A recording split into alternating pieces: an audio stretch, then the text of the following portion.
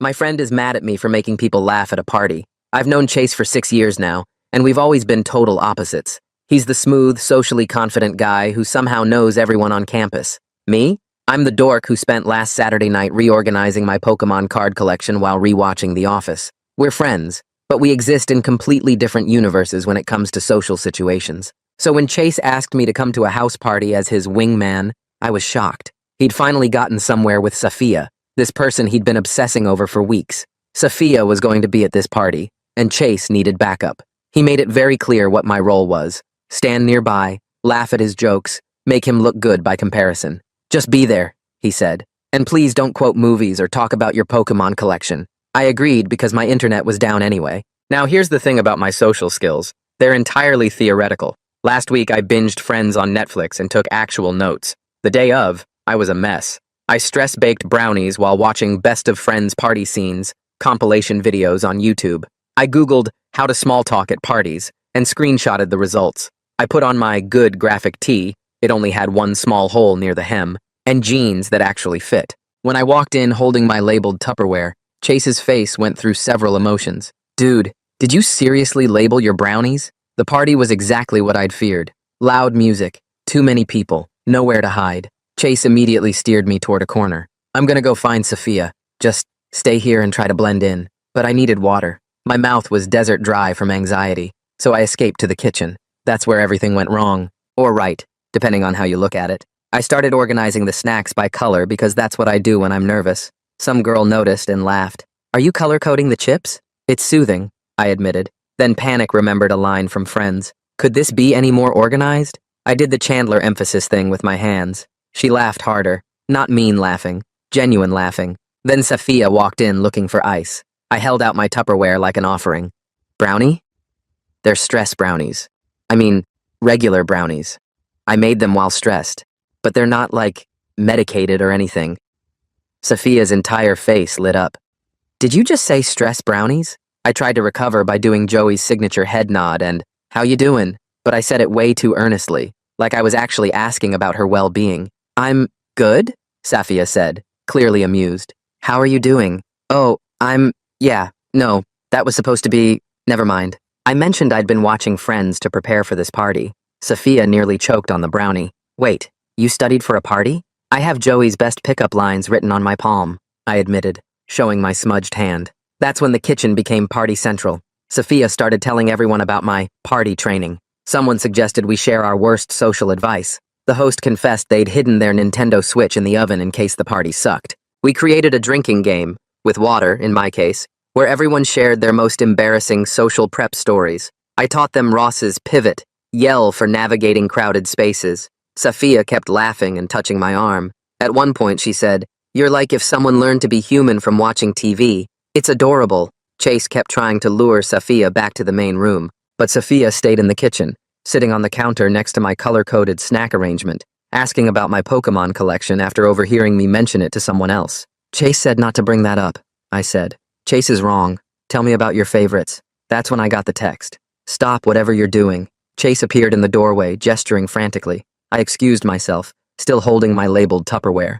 In the hallway, Chase was practically vibrating. What are you doing? You're supposed to be invisible. I'm using the techniques, like Joey says. This isn't a sitcom. You were supposed to be furniture, background, not the entertainment. I'm just talking about Pokemon and organizing snacks. Sophia asked if you're single. She was supposed to ask that about me. I stared at him, processing this. She asked about me? This isn't funny, Ben. You're ruining everything. Just go back to your corner and stop being so noticeable. But when I returned to the kitchen, Sophia pulled me aside. I've read all the requirements carefully. I need to write a seamless continuation of the story in a single paragraph, covering beats 1 to 10, using simple vocabulary, minimal dialogue, maximum 5%, and focusing on action, 97%. The story should feel like a real Reddit post, continue naturally from where it left off, with Sophia pulling Ben aside in the kitchen, and be between 1,600 to 2,000 words. I'll maintain the casual, authentic voice, and avoid any literary flourishes or complex words.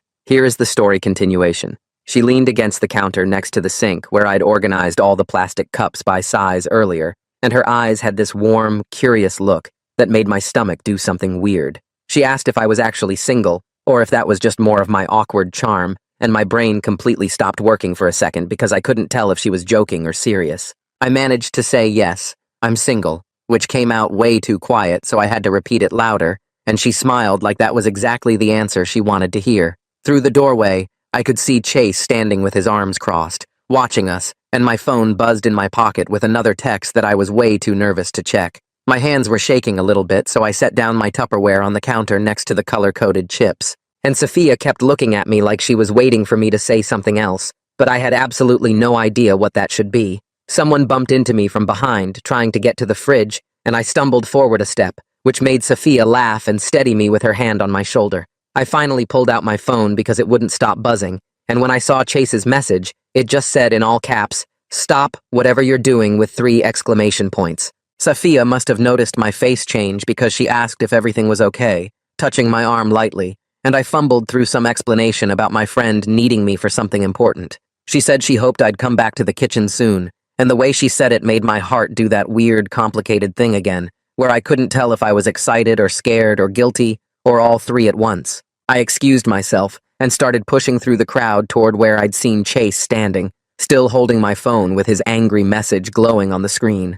The living room was packed with people dancing and talking loud over the music, and I had to squeeze past groups of students who were all way more comfortable in this situation than I was. Chase grabbed my arm the second I got close enough and pulled me into the hallway near the bathroom, and his face had that tight look he gets when he's trying really hard not to yell. He said in this harsh whisper that I was supposed to be making him look good, not stealing the spotlight and definitely not flirting with Sophia right in front of him.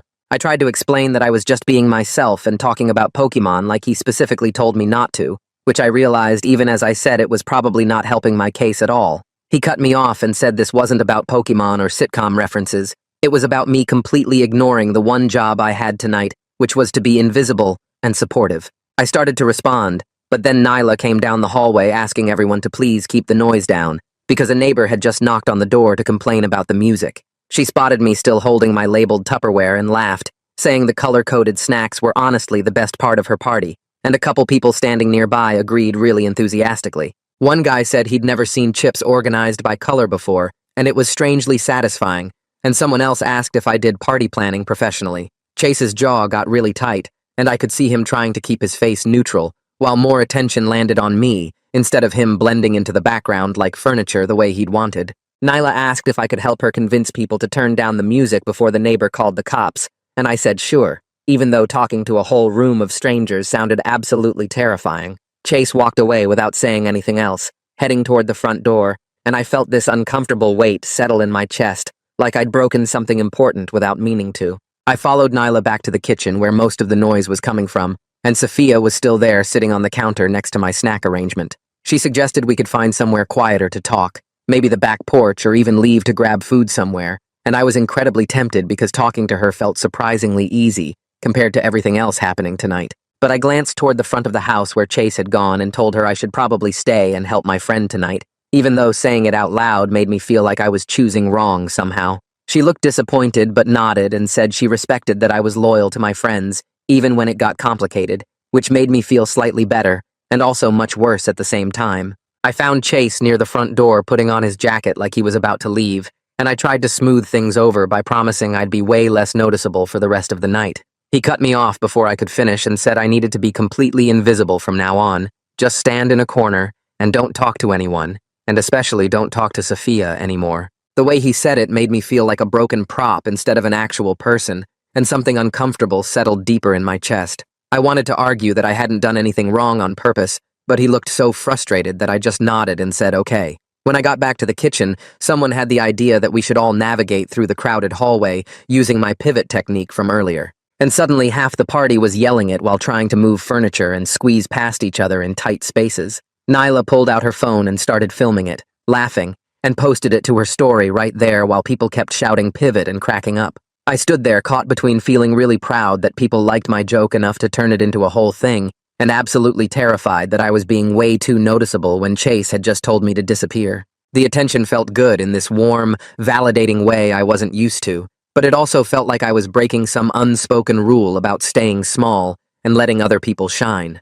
Nyla suddenly remembered her backup plan and asked if I could help her get her switch out of the oven before someone accidentally turned it on and melted the whole thing. I carefully opened the oven door and pulled out the console while she explained to everyone nearby that she'd hidden it there in case the party turned out boring and she needed an escape plan. She announced to the kitchen that I'd just saved her Switch and her party, and people actually cheered, which made me feel strangely competent in a way I definitely wasn't used to feeling at social events. My phone buzzed again, and I checked it to see another message from Chase asking why I was still the center of attention, and I didn't know how to respond because I genuinely wasn't trying to be. Someone banged really hard on the front door, and Nyla rushed to answer it, and we could all hear the neighbor's voice getting louder about the noise and threatening to call the police if it didn't stop immediately. Nyla came back looking stressed and asked everyone to seriously quiet down, or the party was over, and she could get in real trouble with her landlord.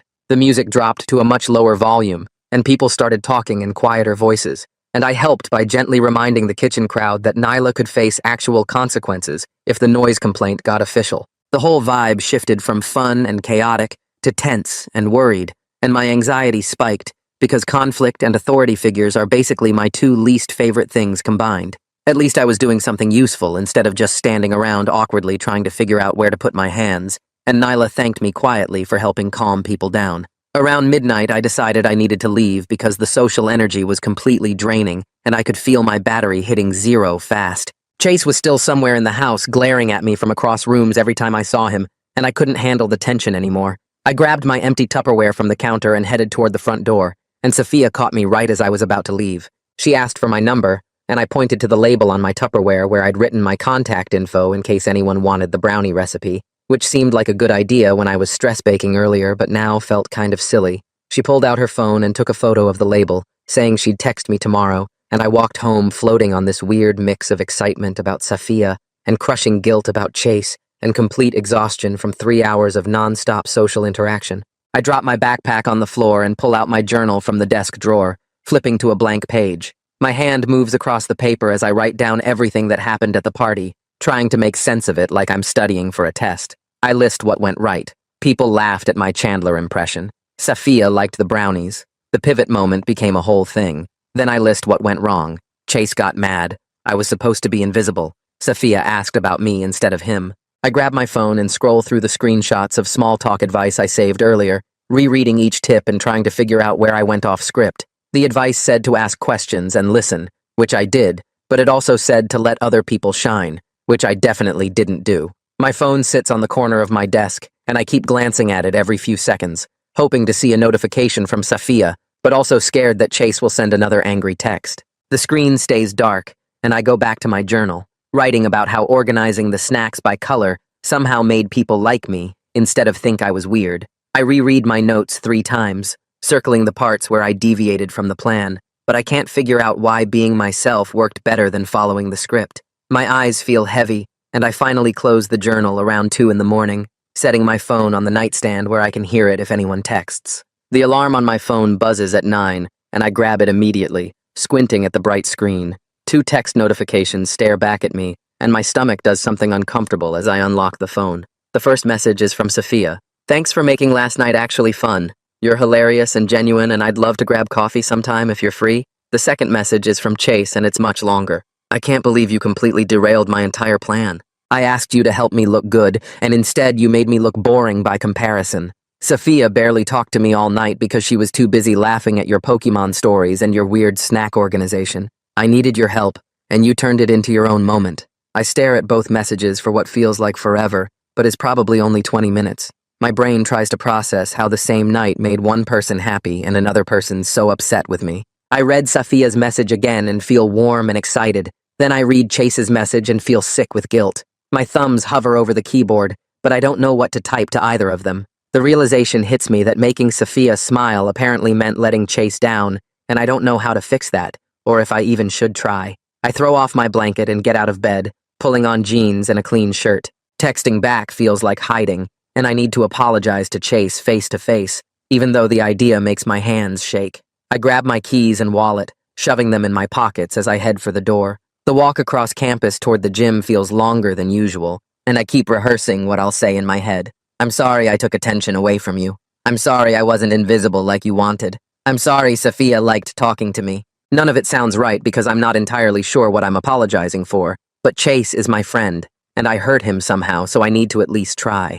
My hands won't stop shaking as I walk past the library and the student center, getting closer to the gym with each step. Before I reach the gym entrance, I stop on the sidewalk and pull out my phone, opening my messages. I need to respond to Safia before I talk to Chase because leaving her hanging feels wrong. I type out, "Yes to coffee, but I need to talk to my friend about something important first. Can I let you know when I'm free?" I hit send, and her response comes back almost immediately. "Of course. Take your time with your friend stuff. Let me know whenever you're ready." The smiley face makes my anxiety ease just a little bit, and I realize that her patience about my friendship drama makes me like her even more. That thought immediately makes the guilt about Chase worse, because here I am thinking about how great Safia is when I'm supposed to be focused on fixing things with my best friend. I put my phone away and push through the gym doors, scanning the rows of treadmills and weight machines for Chase. I spot him on a treadmill near the back wall, running at a steady pace with earbuds in. I walk over and stand next to his machine, waiting for him to notice me.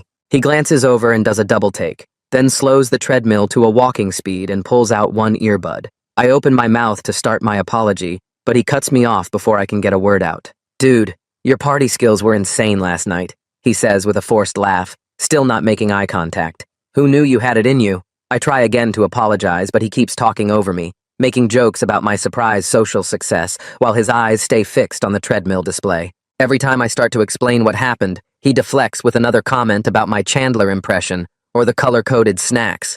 His humor feels like a wall he's putting up between us, and I can't get through it to have an actual conversation. I stand there for another 5 minutes trying to engage with what I actually came to say, but he won't let me address the real problem. Finally, I give up and tell him I'll see him later, walking out of the gym feeling more frustrated than when I arrived. He wouldn't let me apologize or explain anything, just kept making light of the whole situation while avoiding my eyes. That evening, my phone buzzes with a message in a group chat I barely remember joining. Nyla's name appears at the top. "Hey everyone who was at the party. The RA needs to follow up on the noise complaint from last night. Can anyone confirm what time things actually quieted down?" Trying to give accurate info. My chest tightens as I read the message and realize I might have to talk to an RA officially about party details. Authority figures make me nervous even when I haven't done anything wrong, and the idea of being interviewed about the noise complaint makes me want to go reorganize my entire Pokemon collection as a way to calm down. I respond to Nyla's message with the honest timeline I remember, telling her that people started quieting down around 11:30 after she asked everyone to keep it down. She replies thanking me for the straightforward answer, and I try to ignore the anxiety building in my stomach about potentially having to repeat all this information to the RA in person. The next morning, I meet Safia at a quiet coffee shop 2 blocks from campus. She's already there when I arrive, sitting at a corner table away from the main crowd near the front.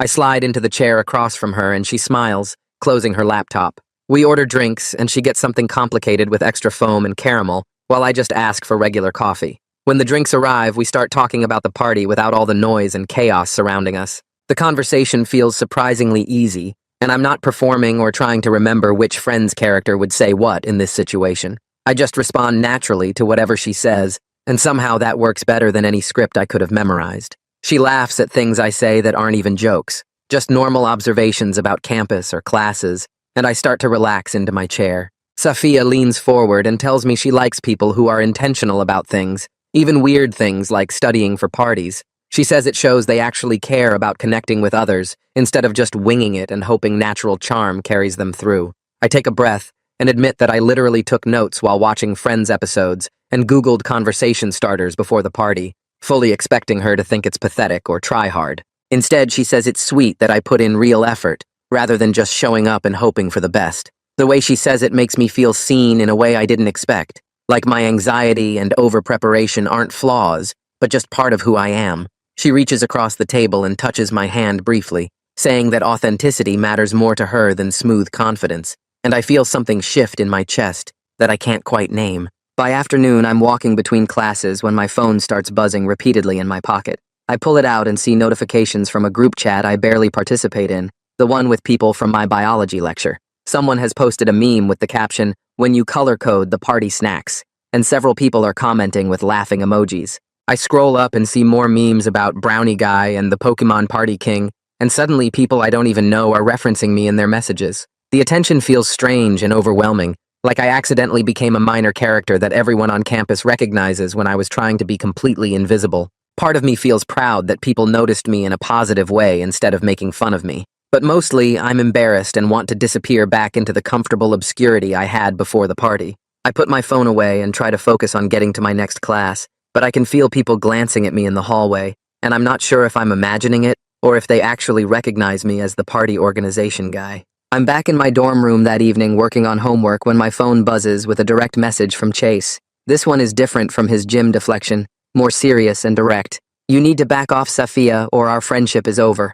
I've been patient with your main character moment, but you need to remember who you're supposed to be helping here. I asked you to be my wingman, not to steal the person I've been trying to connect with for weeks. Make a choice. I read the message 3 times, and each time it feels like getting punched in the stomach. I value our 6-year friendship more than almost anything, but the way he's framing this ultimatum makes me feel like a servant who failed at his job instead of a friend who deserves respect. The message sits on my screen unanswered, and I don't know what to type back because anything I say will either end our friendship or mean giving up on something real with Safia. I stare at Chase's ultimatum on my screen until the words blur together and my eyes start to hurt. The message sits there demanding an answer I don't have, asking me to choose between a 6-year friendship and whatever might be starting with Safia. I close my phone without responding because anything I type right now will either blow up our friendship or make me feel like I'm giving up something real before it even has a chance to start. My roommate asks if I'm okay, and I just nod while shoving my phone in my pocket, trying to focus on the chemistry homework spread across my desk that suddenly seems way less complicated than my actual life. The next morning, I'm walking between my history lecture and the library when someone crashes into me hard enough that my backpack slides off one shoulder. I stumble sideways and look up to see this girl with long dark hair and sharp eyes staring at me with an expression that's somewhere between protective and ready to interrogate. She crosses her arms and plants herself directly in my path, blocking the sidewalk like she's been waiting specifically for this moment. I recognize her face from Safia's social media, the roommate who's always in the background of photos making funny faces or photobombing group shots. Kavya doesn't waste time with small talk or pretending this is a friendly chat. She asks point blank what my intentions are with Safia, and whether I'm the kind of person who plays games or causes drama, her voice level but firm enough that a couple students walking past glance over curiously. My brain immediately goes into panic mode because confrontation with someone's protective friend feels like a test I didn't study for, and I can feel my palms getting sweaty as I try to figure out how to explain a situation I barely understand myself. I stumble through saying that I genuinely like Safia and didn't plan for any of this to happen, that I was literally supposed to be invisible furniture at that party, and somehow ended up being the opposite. Kavya studies my face while I'm talking, her eyes narrowing slightly like she's trying to detect any hint of bullshit or manipulation in my expression. I keep talking because the silence feels worse, admitting that I know the timing is terrible and that Chase is mad at me, and that I'm not trying to hurt anyone, but I also can't pretend I don't feel what I feel. She watches me fidget with my backpack strap for a long moment before her expression softens just slightly, enough that I can breathe again. Kavya says she'll be watching how this plays out, but I seem sincere enough for now, then adds that Safia has had enough people in her life who weren't honest about what they wanted. The warning is clear, even though her tone stays relatively friendly, and I nod quickly to show I understand before she steps aside to let me pass. I walk toward the library feeling like I just survived some kind of informal trial, my heart still beating faster than normal from the unexpected confrontation. That evening, I'm trying to focus on reading for my sociology class, when my phone buzzes with a message from Nyla.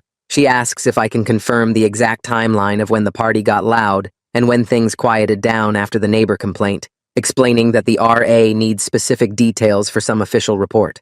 I sit up straighter in my desk chair and scroll back through my memory of that night, trying to pin down actual times instead of just the blur of anxiety and unexpected socializing. I text back honestly about what I remember, saying the music was really loud until maybe 11:30 when the neighbor banged on the door, and that Nyla got everyone to cooperate and lower the volume within 10 or 15 minutes. I add that she handled the whole situation really well and got people to actually listen instead of ignoring the complaint or making it worse. Nyla responds quickly, thanking me for being straightforward, then mentions she might face consequences from housing, but she appreciates people who don't make things worse by lying or changing their story. The message makes me feel slightly guilty even though I didn't do anything wrong, like my presence at the party somehow contributed to problems for someone who was actually nice to me. I tell her I hope everything works out okay with housing, and that her party was genuinely fun despite the drama, which feels inadequate but honest. She sends back a simple thumbs-up emoji, and I go back to my reading, though I keep glancing at my phone wondering if there will be more official questions coming my way.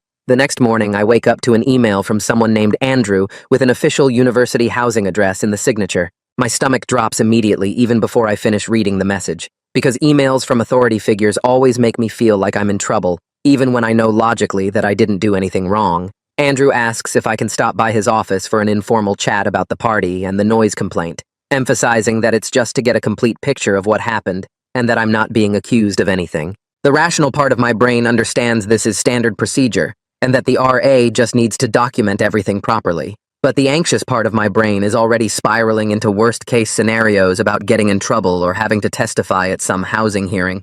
I spend the next hour mentally preparing for the conversation, rehearsing what I'll say and reminding myself over and over that Andrew is just doing his job and I can answer questions honestly without freaking out. I pull up the email 3 more times to reread it, analyzing the tone for any hint of accusation or anger, but it stays consistently neutral and professional. I type out a response saying I'm available this afternoon if that works, then delete it and rewrite it twice before finally hitting send. My hands are shaking slightly as I get ready for my morning classes, and I can already feel the low-level anxiety that's going to sit in my chest all day until the meeting actually happens. In my afternoon lab class, I decide to test whether I can actually have a normal conversation without relying on sitcom references or my carefully prepared scripts. My lab partner is this quiet guy who usually just focuses on the experiment without much small talk. But today, I use one of the conversation starters I wrote down last night to ask him about his weekend plans. The words feel awkward coming out of my mouth because they're genuinely mine, instead of borrowed from Joey or Chandler,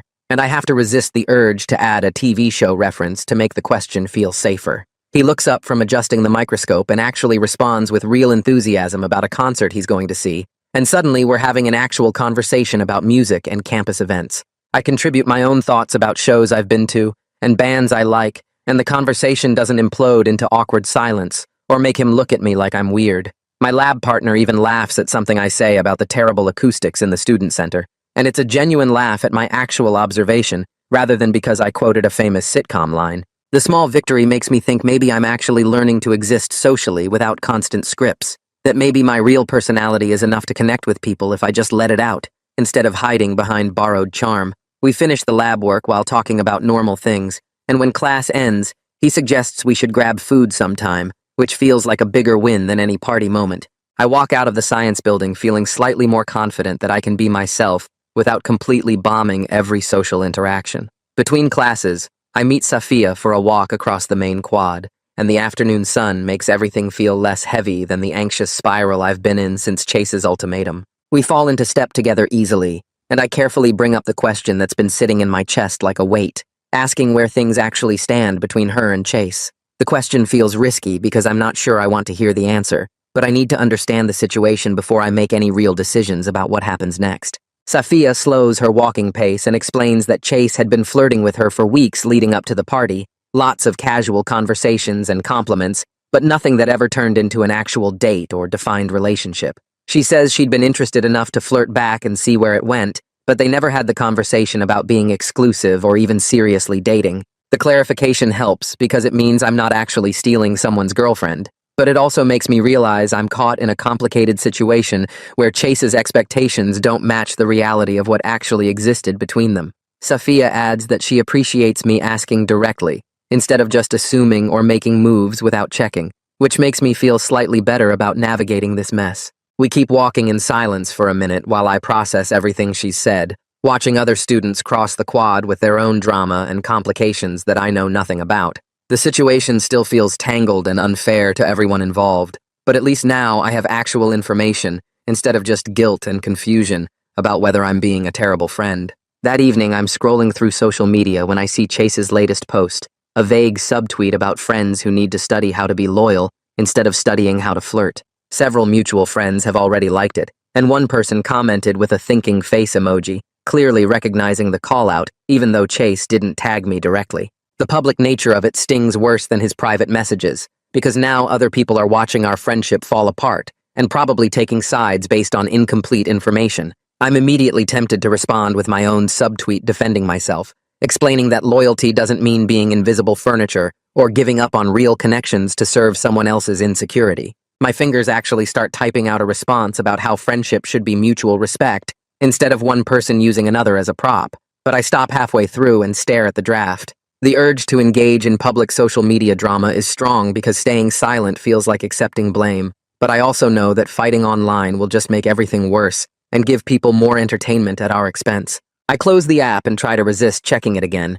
even though my fingers keep itching to open it back up and see if more people have liked Chase's post, or if anyone is defending me in the comments. The phone sits on my desk, taunting me with notifications I'm trying to ignore, and I have to physically put it in a drawer to stop myself from getting pulled into the drama spiral. I spend the rest of the evening forcing myself to write out 3 conversation starters that come from my actual interests and personality, rather than borrowed from TV shows. The first one is about Pokemon card trading strategies, which feels embarrassingly nerdy but is genuinely something I know about and care about discussing. The second is about stress baking and different brownie recipes I've tried, turning my anxiety coping mechanism into a potential conversation topic instead of something to hide. The third is about organization systems and why color-coding things actually helps reduce mental clutter, which sounds boring when I write it down but is honestly something I could talk about for hours. Looking at these 3 starters feels vulnerable in a way that memorizing Joey's pickup lines never did, because these are pieces of my actual self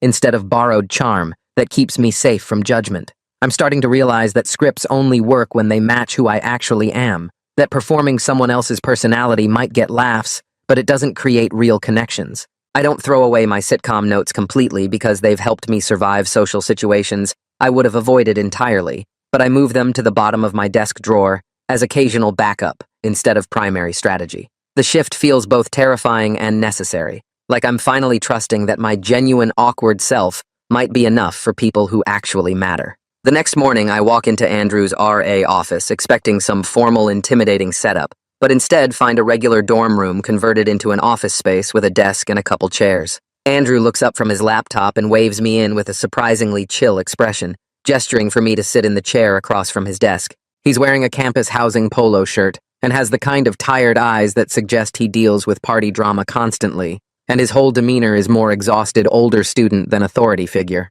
Andrew asks me to walk through what happened at the party from my perspective, starting with when I arrived and ending with when things quieted down after the neighbor complaint. I explain the timeline as honestly as I can, including how I ended up in the kitchen organizing snacks because I was anxious, and how Nyla handled the complaint by getting everyone to cooperate quickly instead of letting things escalate. Andrew nods while taking notes on his laptop, occasionally asking clarifying questions about specific times or how many people were there. He never sounds accusatory or like he's trying to catch me in a lie, just genuinely trying to document what happened for the housing office records. I mentioned that Nyla was really responsible about the whole situation and got people to lower the volume as soon as the issue came up, hoping that detail might help her avoid serious consequences. Andrew looks up from his laptop and says he appreciates straightforward accounts from people who were actually there, adding that I'm not in any trouble but he needed to document everything properly. The relief I feel is immediate and physical, like my shoulders drop about 3 inches from where they've been tensed since I got his email. Andrew asks if I have any questions, and I shake my head, just grateful that the conversation wasn't the nightmare scenario my anxiety had built up in my head. I leave his office feeling lighter than I have in days, checking my phone to see a text from Sophia. The message from Sophia thanks me for helping with the official questions and asks if I want to go for a walk in the park near campus, where it's quieter than coffee shops or dining halls. The invitation feels intentional rather than casual, like she's deliberately creating space for us to talk about real things without the background noise of party chaos or crowded public places. I text back that I'm free now if she is, feeling nervous anticipation rather than the script-dependent panic that usually comes with planned social interactions. We agree to meet at the main entrance in 15 minutes and I head that direction, trying not to overthink what we're going to talk about or what this walk means for whatever is developing between us. The park is mostly empty when I arrive except for a few people walking dogs or jogging on the paths, and Sophia shows up right on time wearing a jacket and carrying a water bottle. We start walking without any specific destination, just following the main path that winds through trees and around a small pond. The silence between us feels comfortable instead of awkward, like we're both gathering thoughts rather than scrambling to fill empty space with meaningless chat. About halfway around the pond, Sophia stops walking and turns to face me directly, asking if I'm actually interested in her or if I'm just caught up in the drama and attention from the party. The directness catches me off guard even though I should have expected it, and I take a breath before admitting honestly that yes, I'm interested in her in a way that feels different from just enjoying party attention or liking that someone noticed me. I add that I won't sneak around or hide anything from Chase though, because that would make everything worse and turn me into exactly the kind of person Kavya was worried about this morning. Sophia's expression shifts to something that looks like relief, and she says that kind of honesty and integrity is exactly why she's interested in me, instead of just seeing me as a funny party story. I explain that I value being upfront even when it's uncomfortable, and if we're going to spend time together, I want to do it honestly, rather than creating more drama through secrecy and sneaking around. She nods and suggests we see where things go while I figure out the Chase situation, acknowledging that the timing is complicated, but that honest complications are better than hidden ones. We agree to take things slowly, and let whatever this is develop naturally, instead of forcing it or hiding it. And the conversation feels mature and real in a way that makes me think maybe I can actually navigate complicated social situations without completely destroying everything. We finish walking the loop around the pond, talking about easier things like classes and weekend plans, and when we part ways at the park entrance, I feel hopeful instead of anxious about what comes next. That evening, I sit at my desk with my phone in my hands, staring at the blank message screen with Chase's name at the top. My thumbs hover over the keyboard for a solid 5 minutes before I finally start typing. I explain everything as clearly as I can, how I talked with Safia at the park, how I'm interested in her, how I wanted him to hear it from me directly, instead of through campus gossip or someone else's version of events. I type that our friendship matters to me and that I hope we can meet in person to talk through everything honestly. My heart pounds so hard I can feel it in my throat as I reread the message 3 times, checking for anything that sounds defensive or accusatory. Finally, I close my eyes and hit send before I can chicken out and delete the whole thing.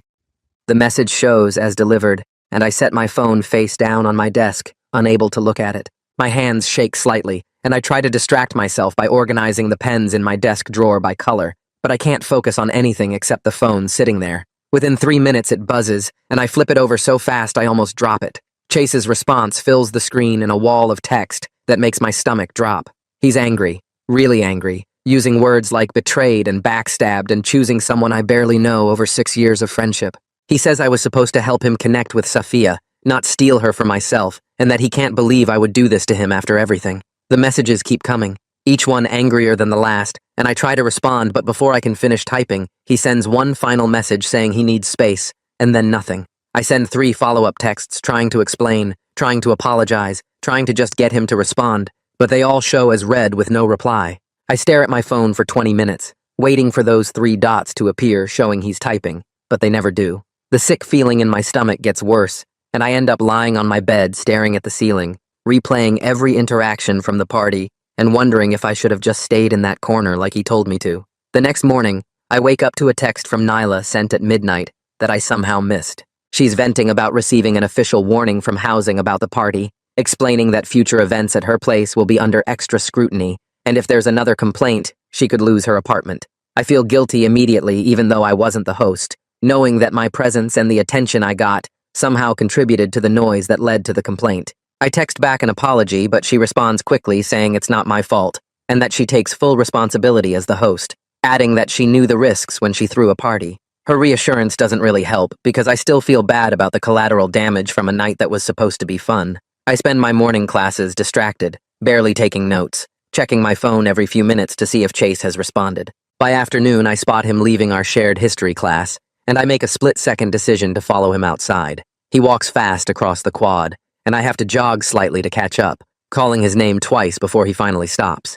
He turns around with his arms crossed, and I insist that we need to actually talk instead of him just being angry at me through texts. He starts to walk away, but I step in front of him and say, I'm not leaving until we have an actual conversation. Something in my tone must convince him because he finally stops, and his shoulders drop slightly. He admits, quieter than I've ever heard him speak, that he hates needing a wingman in the first place. He says it makes him feel inadequate compared to guys who are naturally smooth with people, like he can't do anything on his own without someone there to make him look good. The vulnerability catches me completely off guard because Chase never talks like this, never admits to feeling less than confident about anything. I realize in that moment that his anger isn't really about me stealing Safia, it's about his own insecurity about not being enough on his own. We end up sitting on a bench near the library, and I let him talk for a while about how he's always felt like he has to perform, always has to be the guy who knows everyone and has everything together. I listen without interrupting, and when he's done, I tell him honestly that being told to be invisible furniture at that party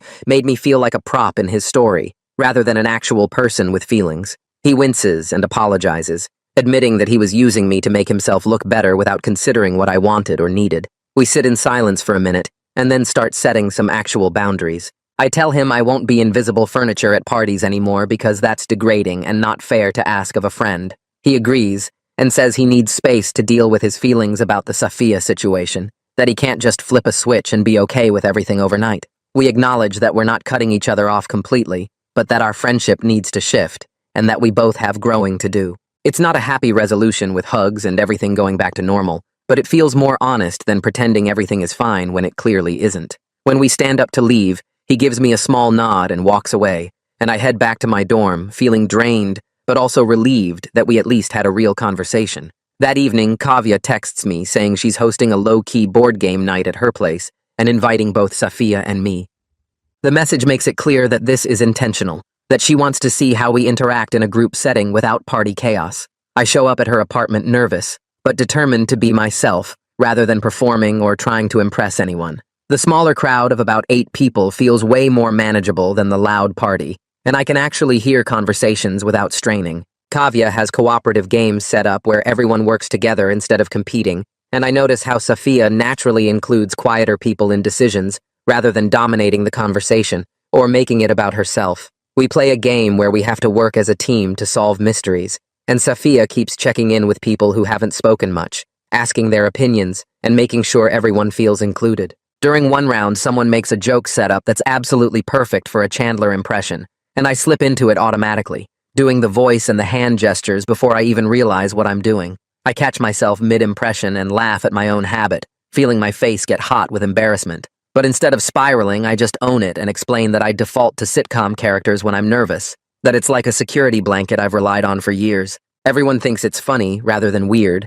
and someone else admits they quote Vines constantly when they're anxious. The moment of self-acceptance feels small, but significant, like I'm learning to be okay with my quirks, instead of constantly trying to hide them or apologize for them. Later that week, I'm grabbing coffee between classes when someone mentions seeing Chase at another party over the weekend, apparently flirting loudly with a group of people and making a big show of being social and charismatic. Safia hears about it when we meet up for lunch, and she mentions it to me without any drama or jealousy, just noting that Chase seems to be coping in his own way. I feel a small concern for my friend, because the description makes it sound like he's overcompensating, but I also recognize that he needs to figure out his own path without me trying to fix everything or manage his feelings. I consciously choose not to compare myself to Chase or worry about whether he's doing better socially without me around. Instead, I focus on planning a calm hangout with Safia that plays to my actual strengths, rather than forcing myself into party scenarios that make me anxious. I suggest we could bake together since she liked my stress brownies so much,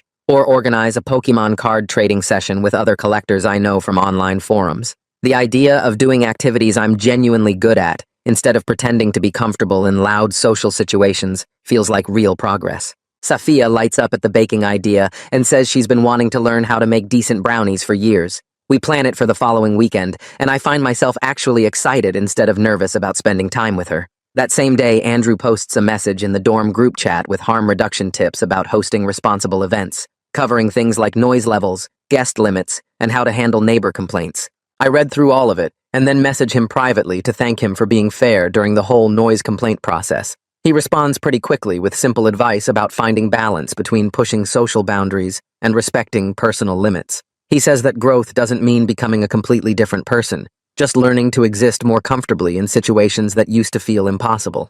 His practical guidance feels way more useful than any sitcom episode I've studied, because it's specific and realistic instead of scripted for comedy. I save his message to reread later when I'm feeling anxious about social situations. 2 days later, Nyla's name popped up in my messages asking if I could help her plan a low-key gathering at her place, something quiet and responsible to show housing she could host events without chaos. I responded yes immediately because I felt partly responsible for the noise complaint attention, even though I hadn't been the host, and helping fix things seemed like the right move. We started brainstorming through text about what activities would work, settling on board games and card games that kept people engaged without getting loud.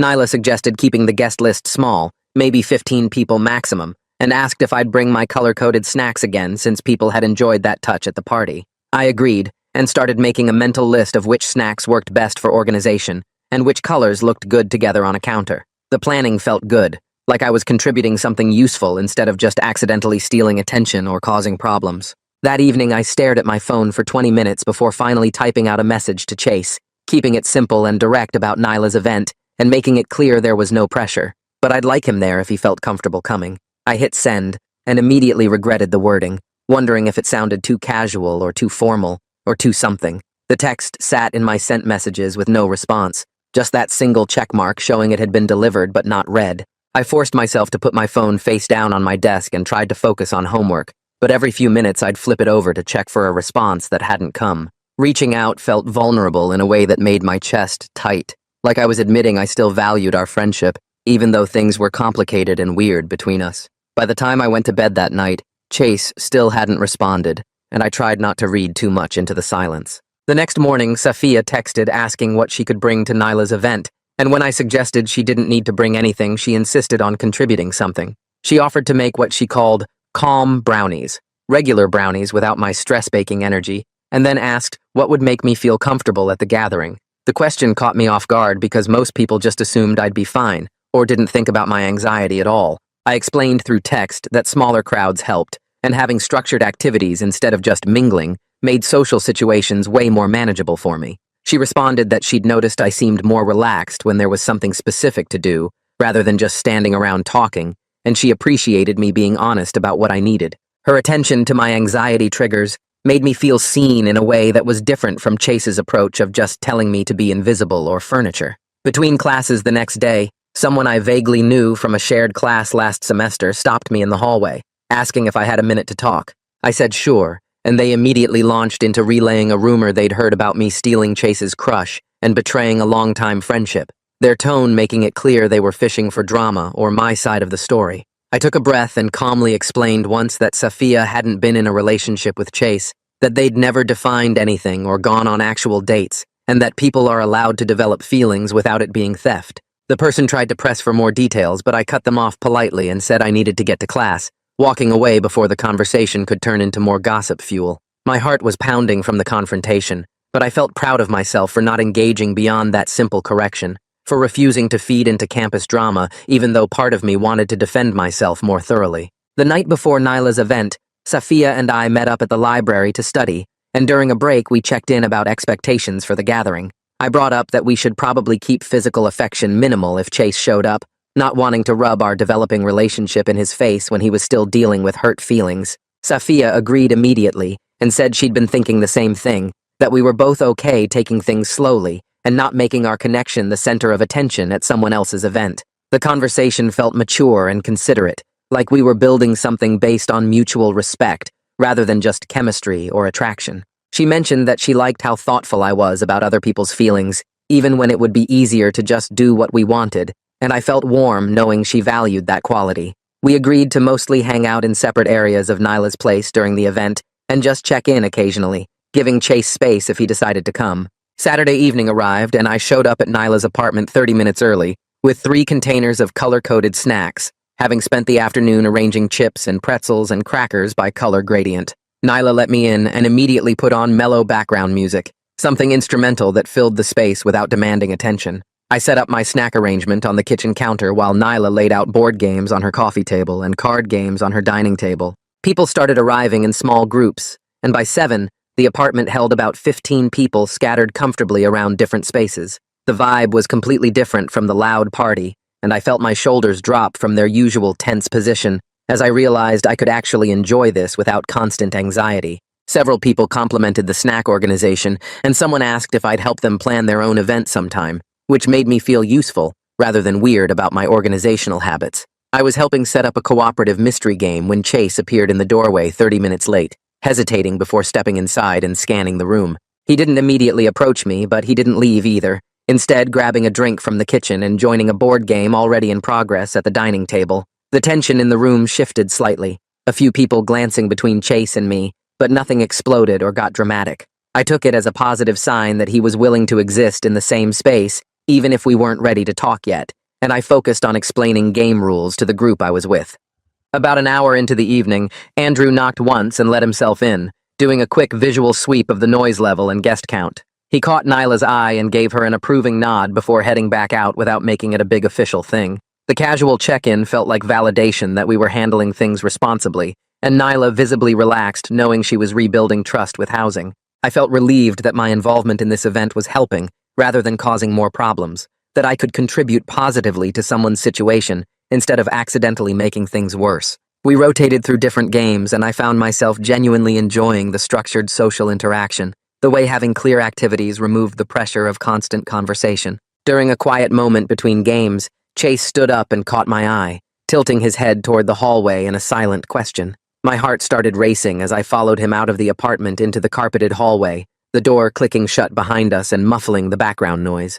Chase leaned against the wall and crossed his arms, not in an angry way, but more like he was holding himself together. He admitted that he'd resented needing a wingman in the first place, that asking me to come to that party had made him feel inadequate and less than compared to guys who were naturally smooth with people. The vulnerability in his voice caught me off guard after weeks of anger and deflection. He continued that watching me succeed socially by just being genuine and awkward had made him realize he'd been performing confidence instead of building real connections, that he'd been so focused on being seen as the charismatic guy that he'd forgotten how to actually connect with people. The honesty was painful to hear, but also validating, like we were finally having the real conversation that should have happened weeks ago, instead of all the defensive posturing and hurt feelings. I took a breath and shared how it had felt to be told to be furniture and invisible, explaining that his instructions had made me feel like a prop in his story, rather than a person with my own feelings and needs. Chase winced and looked down at his shoes, and after a long pause he apologized for using me to make himself look better, without considering what I wanted or how it affected me. He acknowledged that he'd been treating our friendship like it existed to serve his social goals, rather than being a mutual relationship between equals. We stood in that hallway for several more minutes working through the hurt and misunderstanding, and eventually agreed that we needed to rebuild our friendship slowly, with actual boundaries and mutual respect. It wouldn't be the same easy dynamic we'd had before, but hopefully it would be healthier and more honest.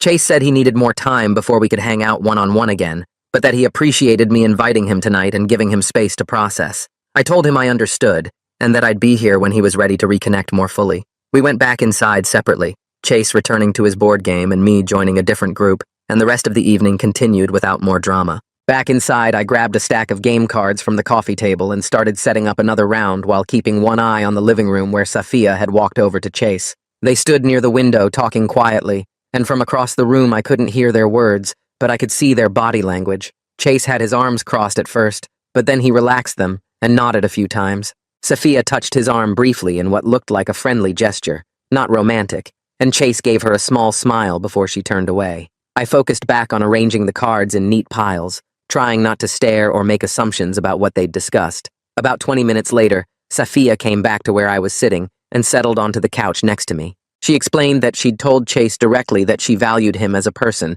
and thought he was great, but she wasn't romantically interested and hoped they could be friendly without weirdness.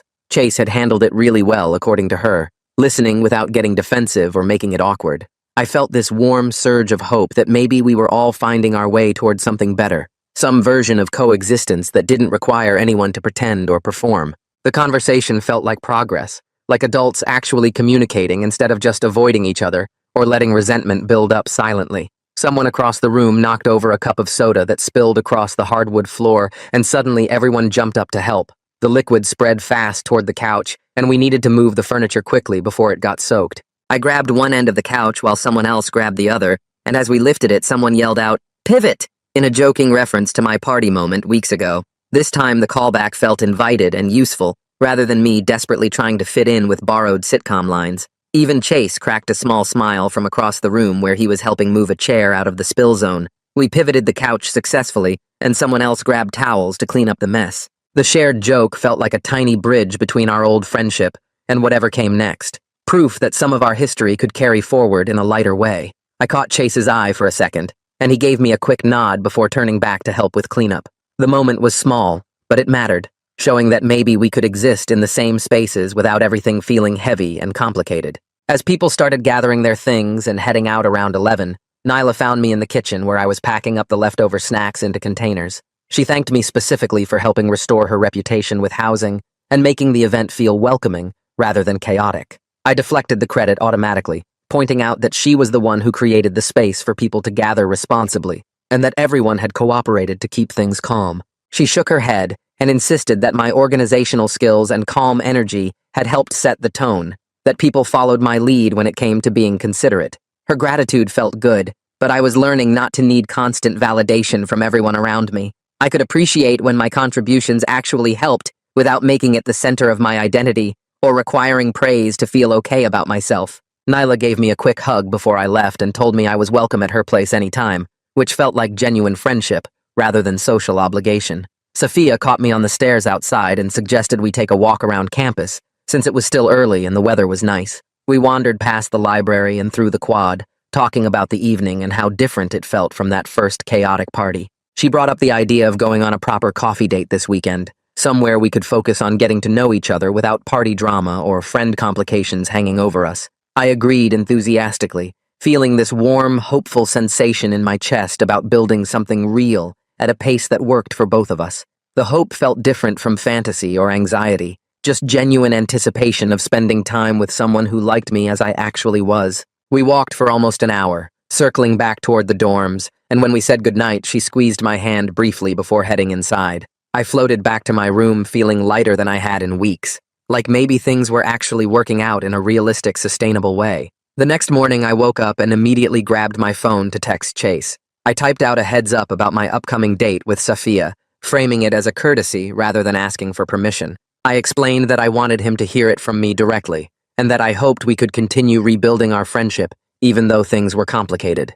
I hit send before I could overthink it, and then waited anxiously for his response. It came about 20 minutes later, just 3 words followed by nothing else. He said thanks for telling me, and that was it. No enthusiasm, but also no anger or accusations. The minimal response felt like progress toward coexistence, even if we weren't back to easy friendship yet. I could accept that he needed time and space to process his feelings, that rebuilding trust would take more than one conversation or one considerate text message. That night, I pulled out my journal and wrote about not needing scripts for every interaction anymore. I reflected on how my sitcom notes had helped me get started with socializing, giving me frameworks when I had no idea what to do. But the genuine connection with Sophia had come from dropping the performance and just being my awkward, authentic self.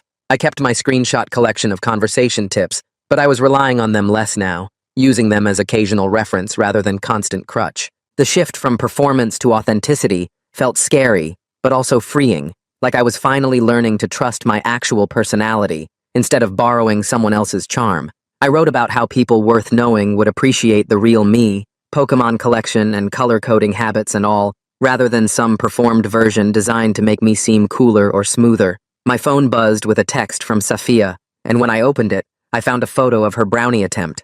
The brownies were somehow both burned on top and raw in the middle, a culinary disaster that made me laugh out loud in my empty room. We texted back and forth about her baking failure, and she suggested we could bake together this weekend, so I could teach her my stress baking techniques. The playful intimacy of planning a low-key domestic activity together made me smile wider than any grand romantic gesture would have. I realized I was excited about the simple moment of standing in a kitchen together measuring ingredients, not because it was dramatic or impressive, but because it felt genuine and sustainable. Our connection was building through small, real interactions, rather than intense performances, and that felt like something that could actually last. Before bed, I opened the dorm group chat and scrolled back to find the harm reduction resources Andrew had shared about hosting events and managing social situations. I skimmed through the documents about setting boundaries, creating inclusive spaces, and handling conflicts before they escalated. The practical information felt more useful than any sitcom episode I'd studied, giving me concrete tools rather than just borrowed personality traits.